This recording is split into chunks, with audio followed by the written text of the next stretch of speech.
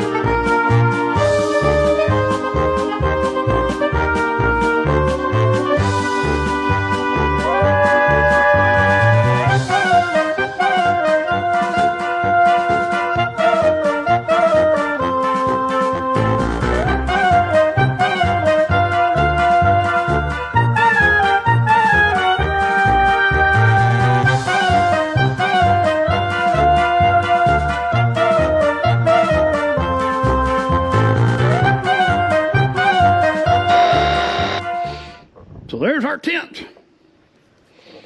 Now we need a few more accessories installed.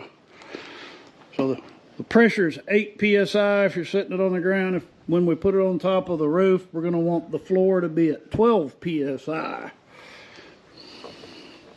So let me put the rest of the stuff on here and I'll cut back in. A very notable improvement over the first generation.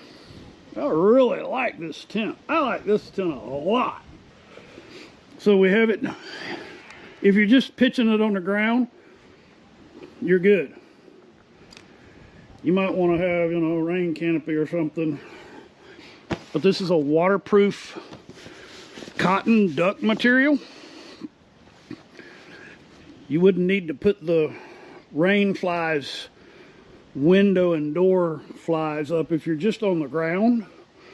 But once you get up on the roof, you would want to have your door canopies in place.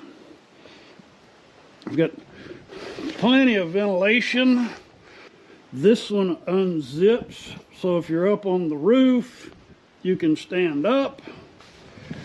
If it's raining, you can zip this closed.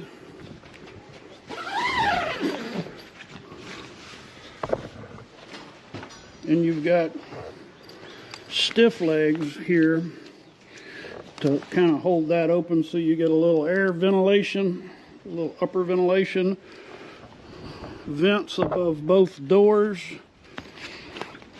One thing that I noticed that is different, another thing that I noticed that's different is the chambers are connected. So as you're inflating this one, you're inflating this one, and then you can just close that off. I really like this tent. You don't have to take a mattress with you. It's got one built in. That's what I like the most about it. Now we just need to put it up on the car. So we're set up. We're strapped to the wheels so that, and we got a pretty good wind blowing. Now there's additional straps that go under here. I didn't put them on. Remember, 12 psi, 8 psi.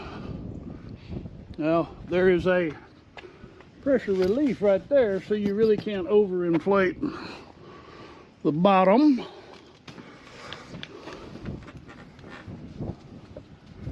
And there we go. the rain canopies are set up. Much better than version 1.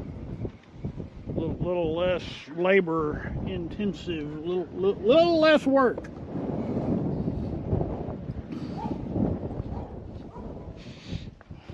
Let's go inside.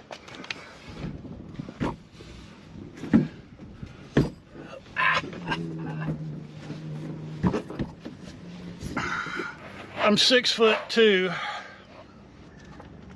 and I have plenty of room to spread out. We got a pretty stiff wind blowing, and there's no movement. Occasionally one of those wheel straps will start to sing. I chose not to put the canopy on this side so that you could get a feel for what that looks like without it. You certainly have a better view, better perspective. This would be awesome for camping on the beach. Be up off the sand. You wouldn't have to worry about so much of the sand blowing in on you. If you're worried about bears, this is a good one. Worried about snakes and creepy crawlies? Yeah, this is a great place to be. Now this is not a permanently mounted on the roof tent, just so you know. This is, you set it up and you take it down. And that has some advantages and it has some disadvantages. One of the advantages is you can use this tent on the ground, even on the water. They show a video on the Amazon listing of some guys paddling this.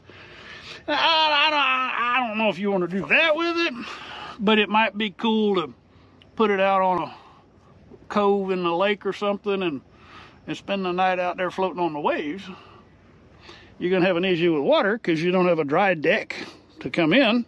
You also don't, as I mentioned, you don't have to worry about critters, big predators so much. You're up off the ground pretty high.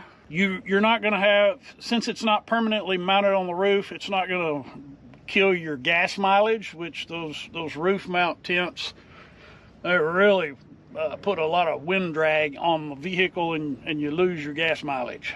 It's less work to set up this tent than it is a typical tent because you're just basically inflating it.